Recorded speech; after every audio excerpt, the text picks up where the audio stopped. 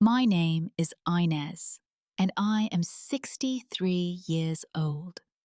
I live in a quiet suburb outside of Houston, Texas, in a house my late husband Harold built with his own two hands.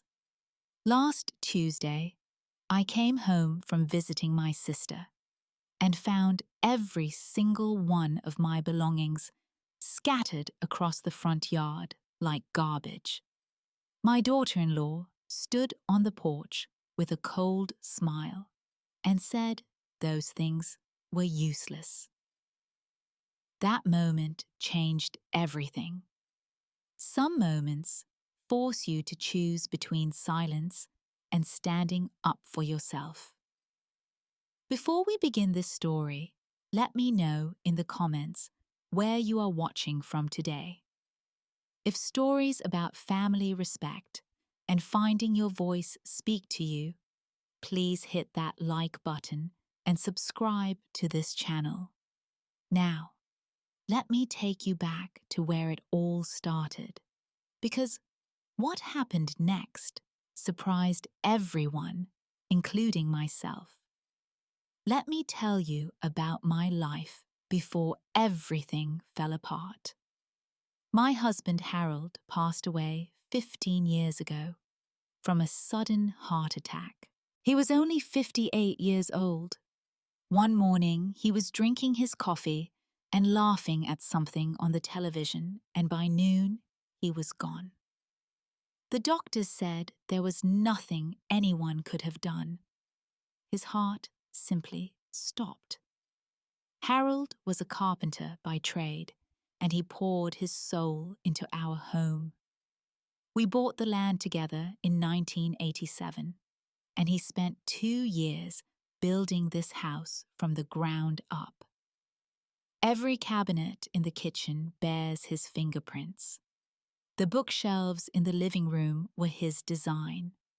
The wooden swing on the front porch, where I still sit every evening, was his anniversary gift to me on our 20th year together. This house is not just wood and brick to me. It is Harold. It is our life. It is everything we dreamed of when we were young and foolish and so deeply in love when Harold died. Our son Derek was only 18 years old. He had just graduated high school and was about to start college. I remember holding him at the funeral, both of us crying so hard we could barely stand. I promised myself that day that I would do everything in my power to give Derek a good life. Harold would have wanted that. I worked as a registered nurse at the local hospital for 35 years. The hours were long, the work was exhausting, and there were many nights I came home so tired I could barely climb the stairs. But I never complained. Every paycheck went toward Derek's education, toward keeping the house maintained, toward building a future for my son. I gave up vacations, new clothes, and small luxuries because I wanted Derek to have opportunities Harold and I never had. And for many years, Derek was everything a mother could hope for. He was kind, hard-working, and grateful. On Sunday mornings, we would make pancakes together, just like Harold used to do with him when he was little. Derek would help me in the garden, pulling weeds and planting flowers, while we talked about his dreams and his future. He told me he wanted to become an accountant because he liked numbers and stability. I supported him completely. Derek graduated from college with honors and landed a good job at a financial consulting firm downtown. I was so proud of him. He called me every week, sometimes more. He would stop by on weekends to help with repairs around the house or just to share a meal with me. Those were happy years, even though I missed Harold terribly. I had my son, and that was enough. Everything began to change 4 years ago when Derek brought home a woman named Brianna. She was 25 at the time, working at a real estate agency. I remember the first dinner we shared together. Brianna was charming and polished, saying all the right things, complimenting my cooking, asking about Harold, and telling me how lucky Derek was to have such a wonderful mother. But there was something in her eyes that unsettled me, a coldness that appeared whenever she thought no one was watching.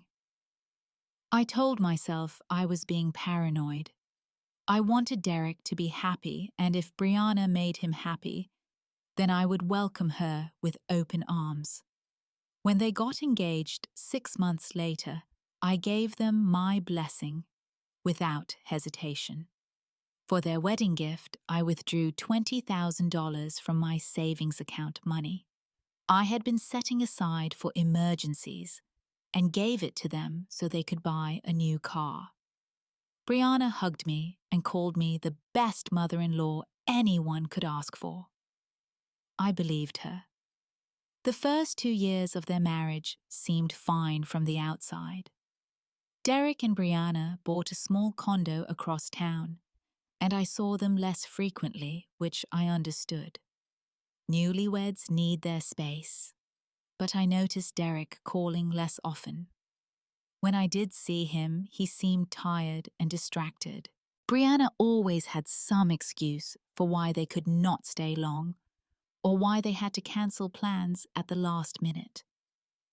Then 2 years ago, Derek came to me with a request that broke my heart and filled it with hope at the same time. He and Brianna were struggling financially. Brianna had accumulated significant credit card debt from what Derek vaguely described as lifestyle expenses. They could no longer afford their condo and were facing the possibility of moving into a cramped apartment in a bad neighborhood. Derek asked if they could move in with me temporarily, just until they got back on their feet. I said yes immediately. Of course I did. He was my son. The house was too quiet anyway, too empty without Harold. I thought having Derek back under my roof would bring life back into these walls.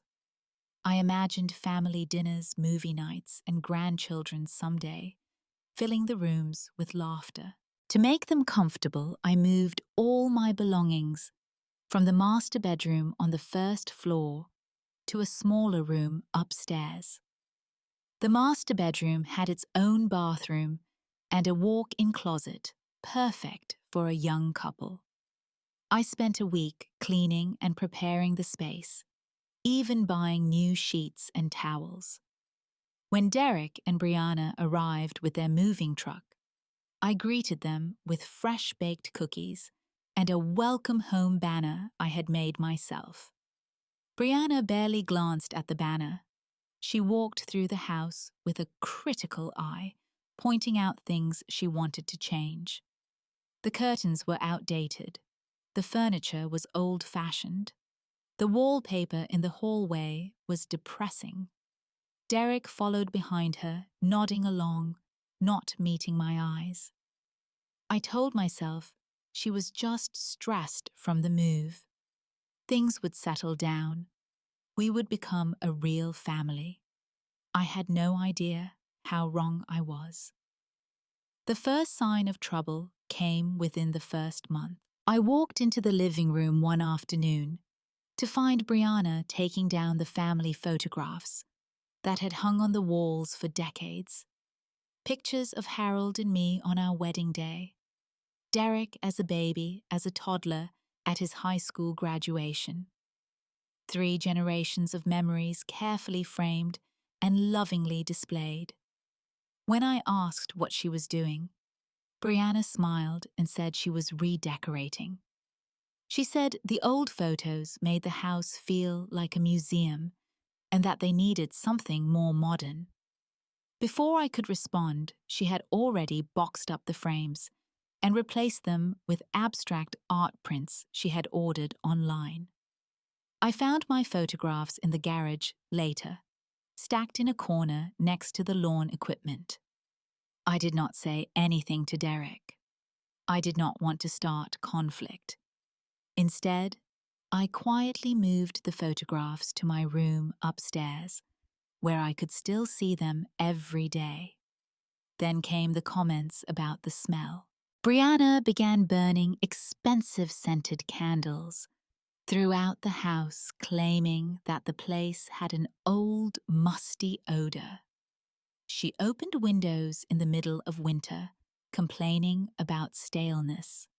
She suggested with a tight smile that perhaps I should wash my clothes more frequently because they carried a certain scent. I had never been so humiliated in my life. The subtle criticisms continued. My cooking was too heavy, too old-fashioned. My television shows were boring. My gardening took up too much space in the backyard. Brianna wanted to replace my vegetable garden with a patio for entertaining guests. When I politely declined, she sighed dramatically and told Derek that I was being difficult. I noticed that Brianna's behavior changed depending on whether Derek was present. When he was home, she was sweet and accommodating, asking about my day and offering to help with chores. The moment he left for work, the warmth vanished. She would walk past me without a word, spend hours on her phone ignoring my attempts at conversation, and leave messes in the kitchen for me to clean up. One evening, I decided to make Derek's favorite meal pot roast with mashed potatoes and gravy, just like I used to make when he was a boy. I spent the entire afternoon in the kitchen, carefully preparing every dish. When I called them for dinner, Derek came immediately, his face lighting up at the familiar aroma. But Brianna stayed on the couch, scrolling through her phone. When I asked if she would join us, she said she had already eaten. She said she had ordered takeout because she was not in the mood for heavy food. Derek's smile faded. He ate in silence while Brianna watched videos in the other room, her laughter cutting through the quiet like a knife. But the incident that truly shook me happened 3 months after they moved in. I have a wooden box that Harold made for me on our 10th anniversary. It is nothing fancy, just a simple oak box with my initials carved on the lid. Inside, I keep our wedding rings, the letters Harold wrote me when he was away for work, photographs from our honeymoon, and a lock of Derek's baby hair. It is the most precious thing I own. One Saturday morning, I went to the garage to look for some gardening tools and found my box sitting on a shelf next to the recycling bin. It had been moved from my dresser upstairs without my knowledge or permission. My hands trembled as I picked it up and checked the contents. Everything was still there, thankfully, but the violation I felt was overwhelming. I confronted Brianna, trying to keep my voice steady. She shrugged and said she was clearing out clutter from my room because the space was needed for storage. She said old things just take up room and that I should consider letting go of the past. I wanted to scream. I wanted to demand that Derek throw this woman out of my house. But when I looked at Brianna's calm, dismissive face, I realized that she wanted me to lose my temper. She wanted me to look like the unreasonable one. So I swallowed. My anger took my box upstairs and hid it in the back of my closet, where she could not find it. That night, I called my oldest friend, Martha. We have known each other for over 40 years, since we were young nurses, working the night shift together. Martha has always been the one person I could tell anything to. I told her everything. The photographs, the comments, the box. Martha listened without interrupting, and when I finished, her voice was hard with anger. She told me that Brianna was testing my boundaries, seeing how far she could push before I pushed back.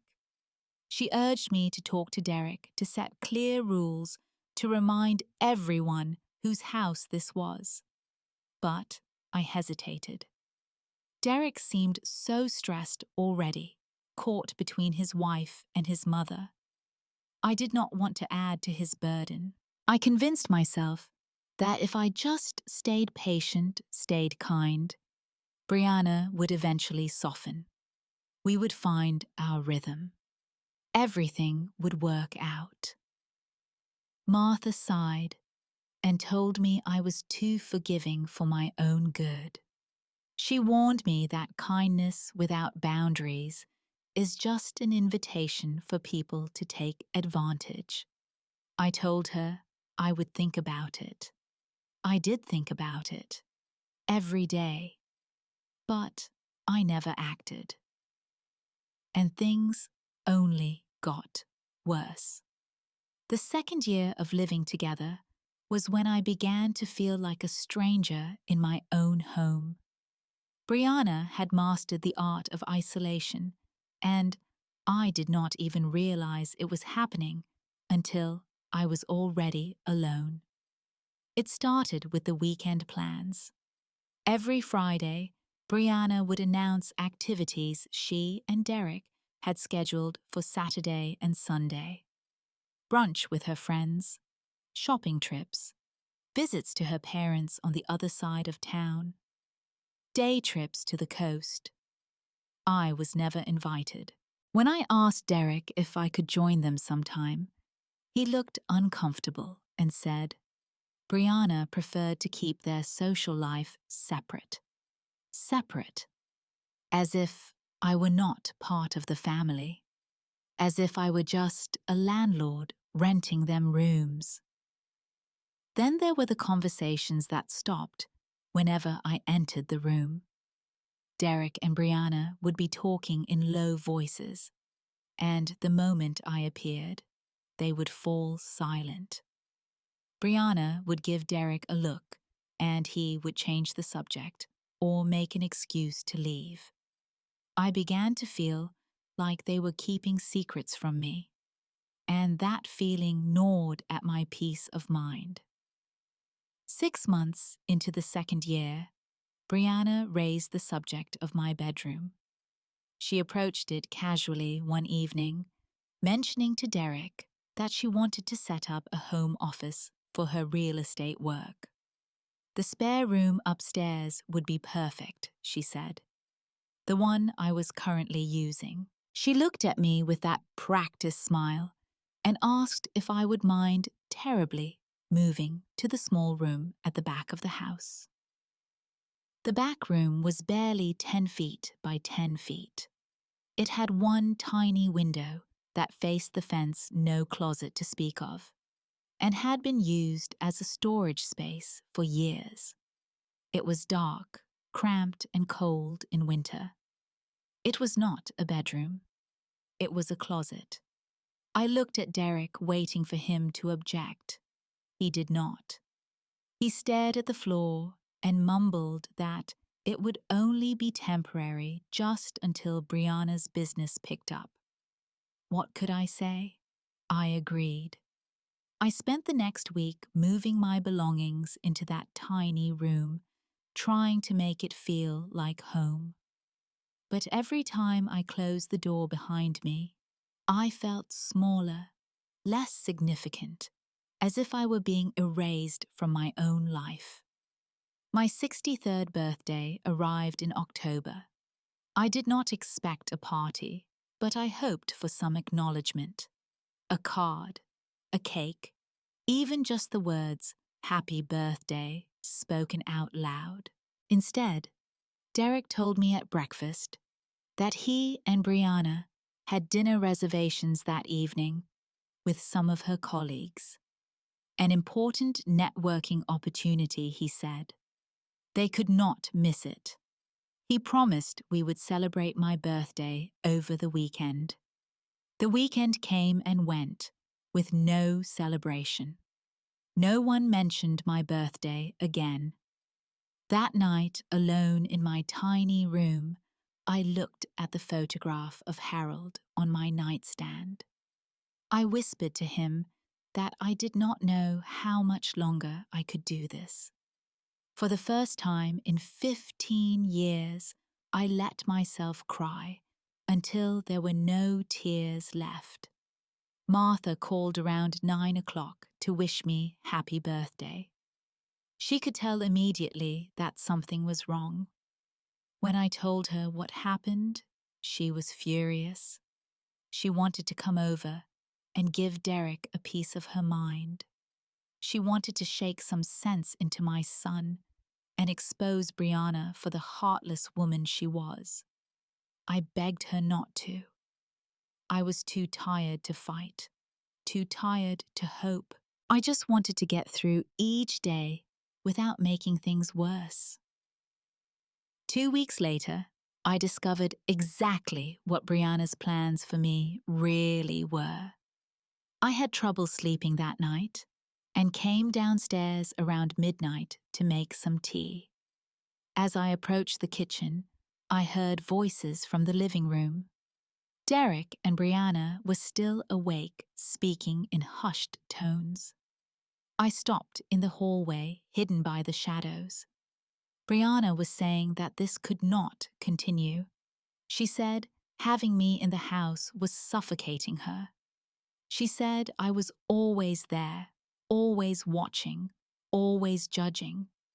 She told Derek that I needed to go to a nursing home. She said there were nice facilities that would take care of me, and then they could finally have the house to themselves. I held my breath, waiting for Derek to defend me, waiting for him to tell his wife that this was his mother's home, that she had sacrificed everything for him, that he would never abandon her. Instead, there was a long pause. Then Derek spoke. He said he would think about it. I did not hear the rest. I crept back upstairs on legs that felt like they belonged to someone else. I sat on the edge of my bed in the darkness, and something inside me shifted.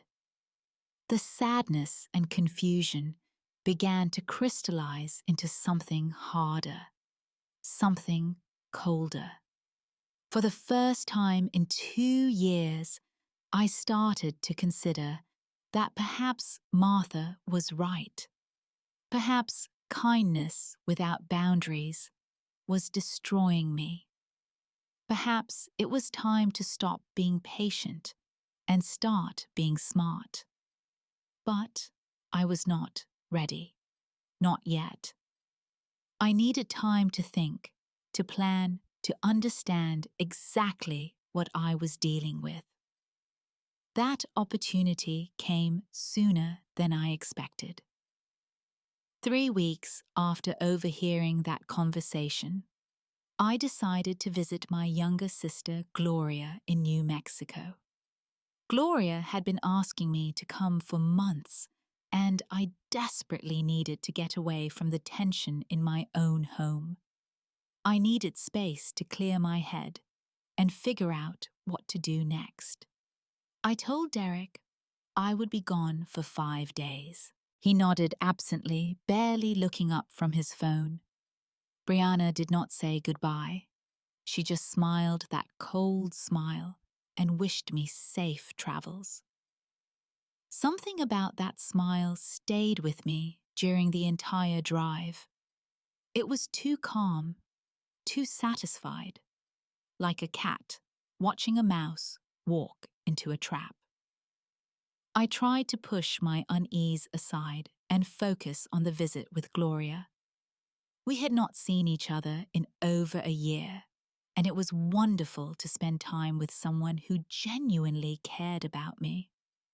We cooked together, watched old movies, and talked late into the night about our childhood, our parents, our dreams and disappointments. For a few days, I almost felt like myself again. On the fourth day, everything changed. I was helping Gloria prepare lunch when my phone rang.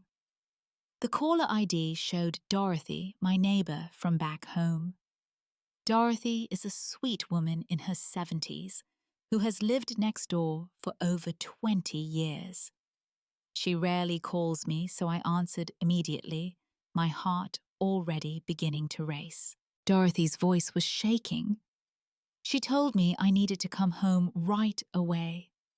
She said she did not know what was happening, but there were things all over my yard. Clothes, boxes, furniture. It looked like someone was throwing everything out. I asked her what she meant.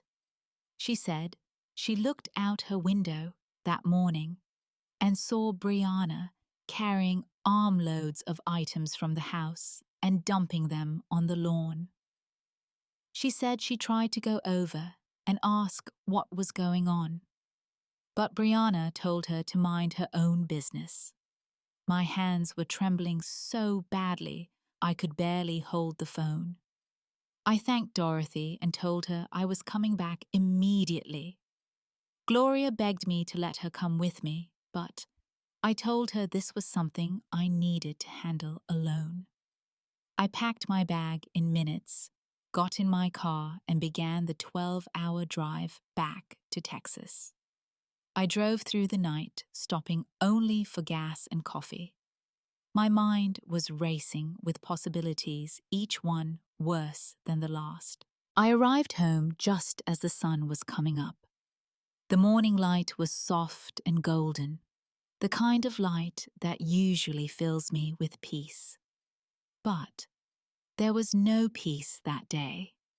I pulled into my driveway and felt my entire world tilt sideways. My belongings were everywhere.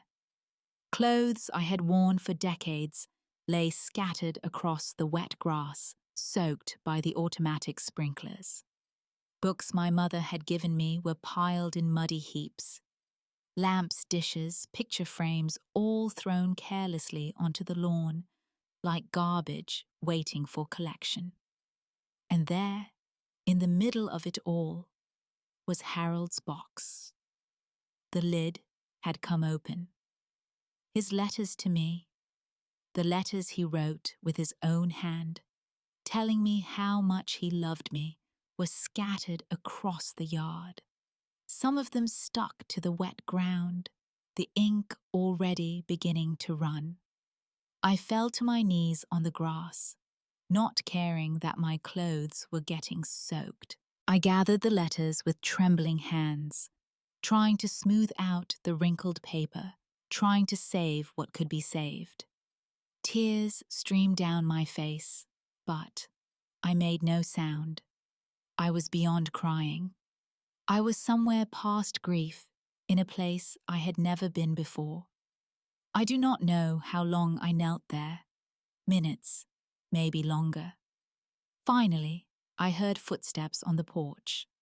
I looked up and saw Brianna standing there, a cup of coffee in her hand, watching me with an expression of mild curiosity, like she was observing something mildly interesting on television. She took a sip of her coffee and said, "Good morning."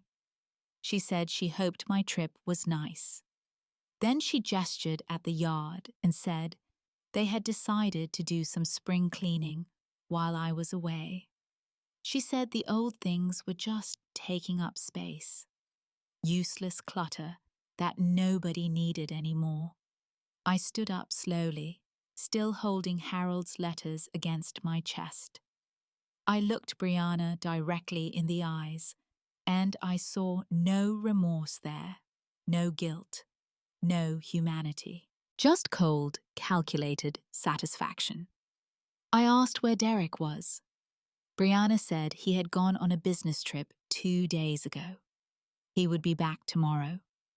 She delivered this information casually, as if it were completely normal for her to destroy someone's life while their son was conveniently absent. Then she added, almost as an afterthought, that I should probably start looking for somewhere else to live. The house needed room for their growing family. She said she and Derek had been talking, and they agreed it was time for me to find a place that was more suitable for my age. She suggested I might be happier in a retirement community with people my own age. She said all of this while standing on the porch of the house my husband built. The house I had lived in for 36 years. The house that belonged to me. Something clicked into place inside my head. The fog of grief and shock cleared, and I saw the situation with perfect clarity. I looked at Brianna and spoke calmly. I told her that she was right.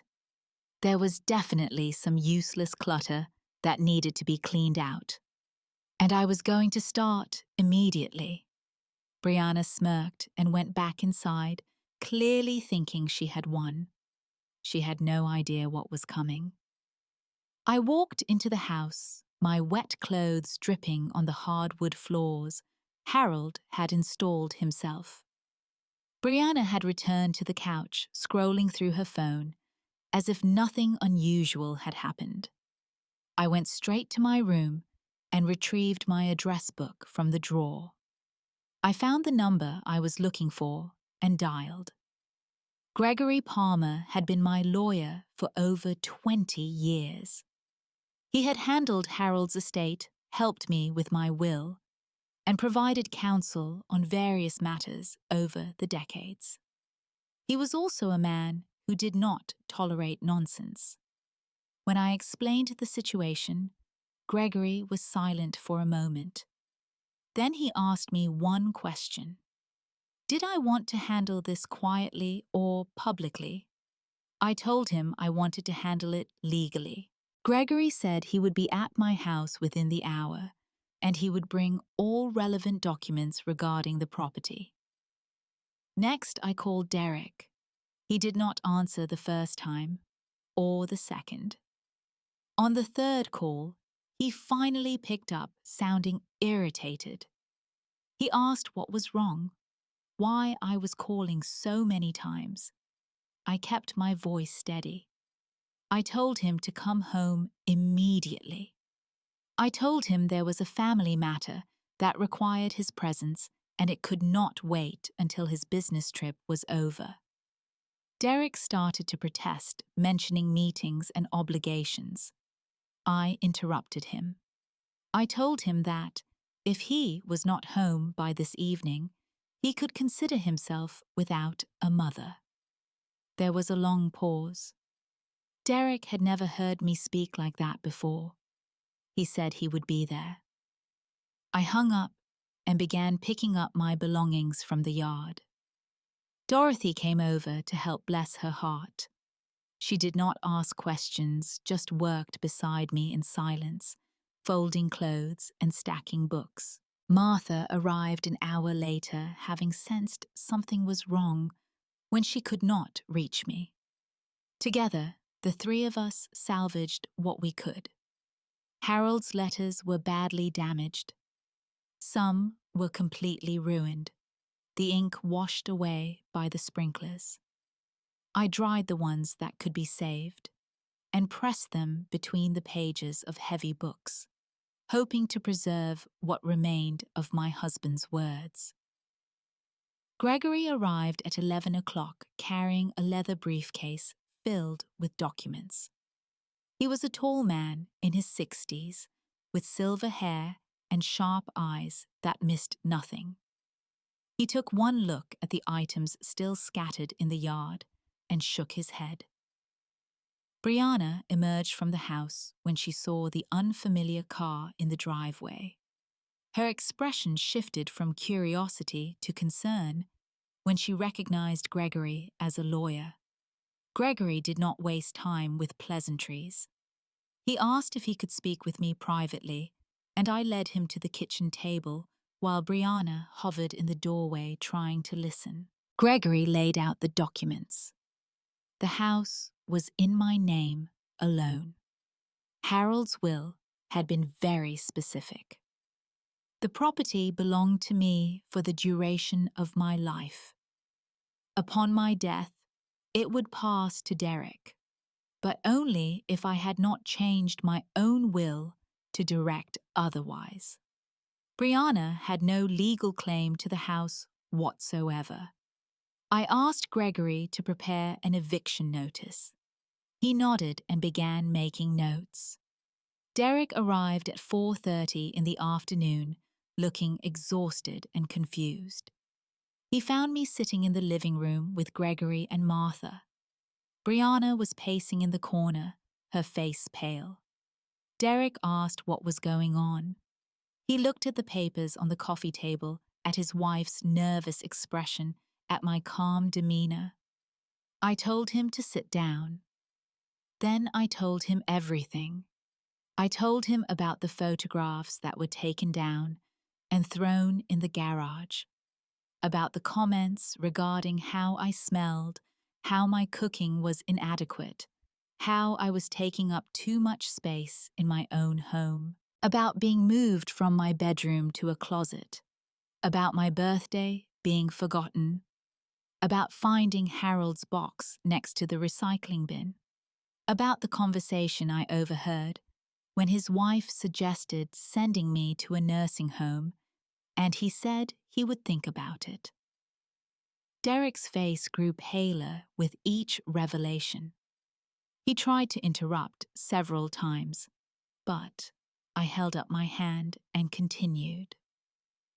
Finally, I told him about coming home to find my life thrown on the lawn, about Harold's letters scattered in the wet grass, about Brianna standing on the porch drinking coffee and telling me it was time for me to leave.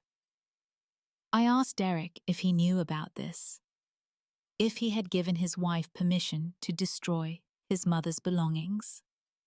Derek shook his head, looking horrified. He said he had no idea. He said Brianna told him she was just going to organize some things while I was gone, maybe clear out some clutter from the garage. He never imagined anything like this. Brianna started to speak, her voice high and defensive. She said I was exaggerating.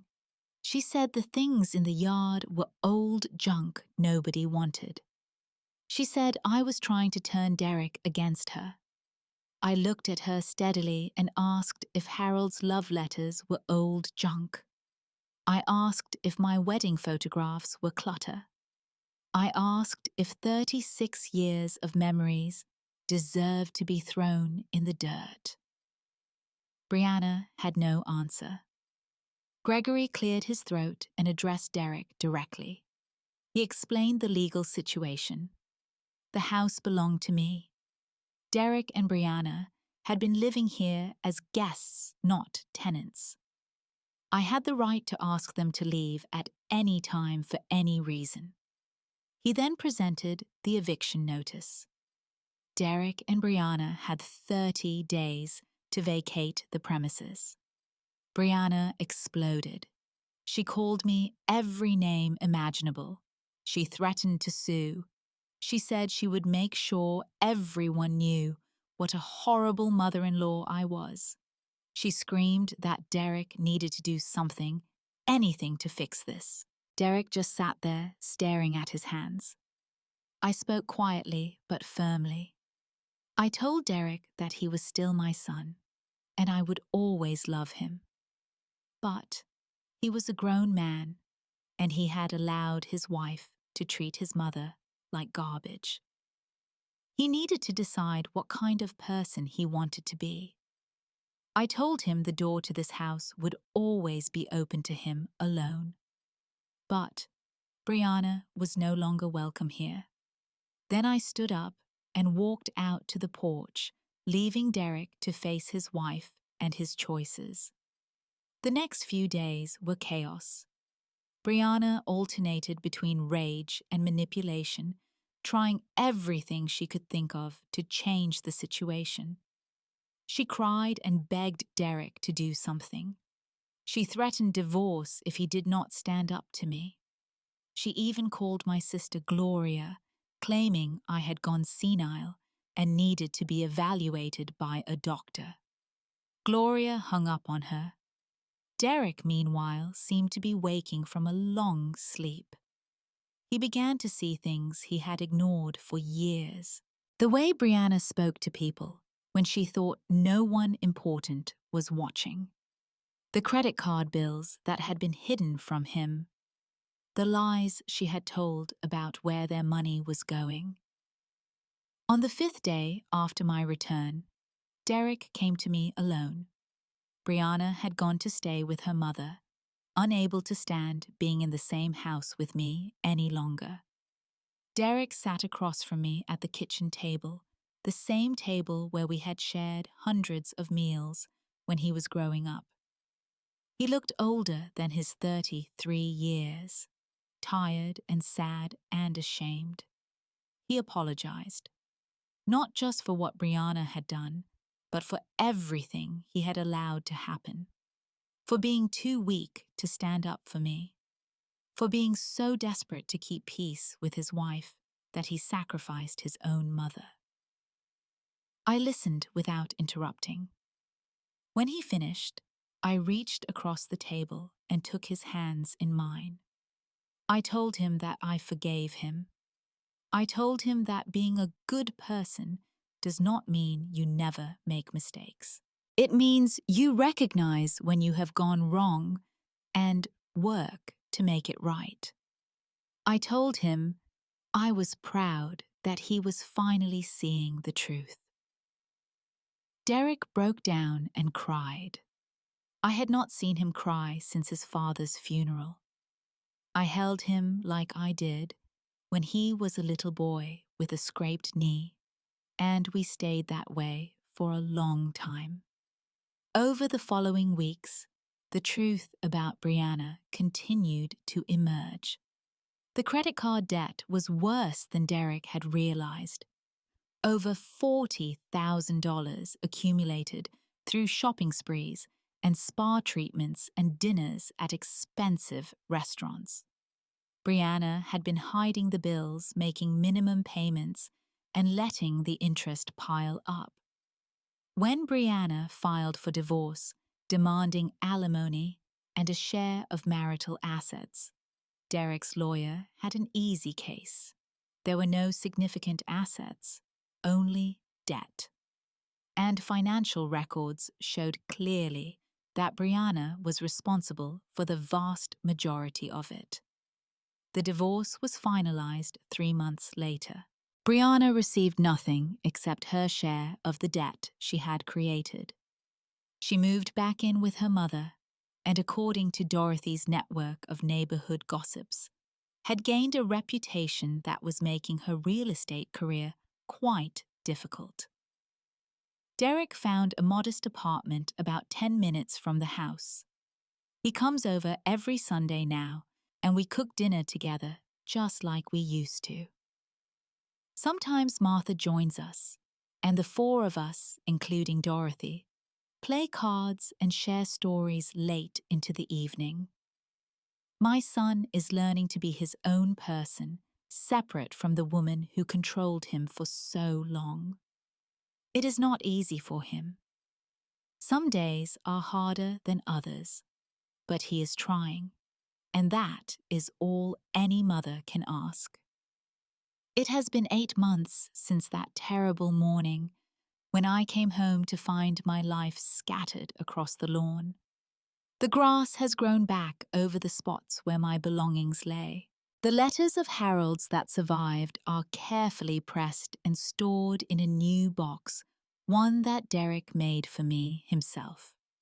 It is not as elegant as Harold's craftsmanship, but it was made with love, and that is what matters.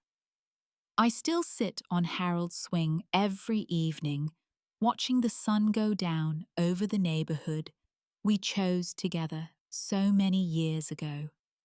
Some nights, I talk to him out loud, telling him about my day, about Derek's progress, about how much I still miss him.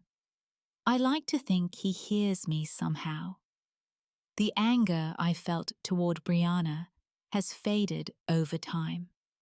Not because what she did was acceptable, but because holding on to anger is like drinking poison and expecting someone else to get sick.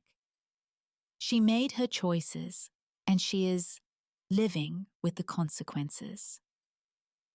My energy is better spent on healing and on the people who actually deserve my love.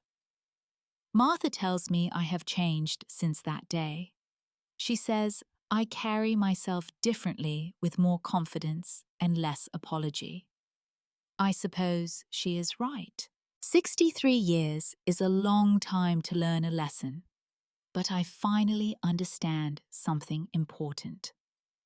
Being kind does not mean being weak. Loving someone does not mean accepting abuse. And standing up for yourself is not selfish. It is necessary. My house is quiet now, but it is a peaceful quiet. The kind that comes from knowing exactly who you are and what you will and will not accept. I have my photographs back on the walls. I have my bedroom back with its windows that catch the morning light.